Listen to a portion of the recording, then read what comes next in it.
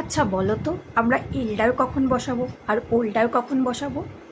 চলো এই ভিডিওতে আজকে আমরা চট করে জেনে নিই এল্ডার আর ওল্ডারের ব্যবহার।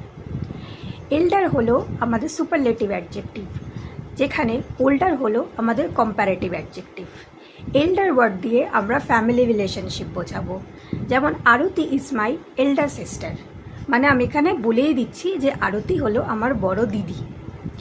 মাই elder sister is a teacher, আমার বড় দিদি হলো একজন শিক্ষিকা। কিন্তু যখনই আমি এজ গ্যাপ বোঝাতে যাব আমার দিদির সঙ্গে আমার, তখন আমি কিন্তু আর এল্ডার লিখব না, আমি লিখব ওল্ডার।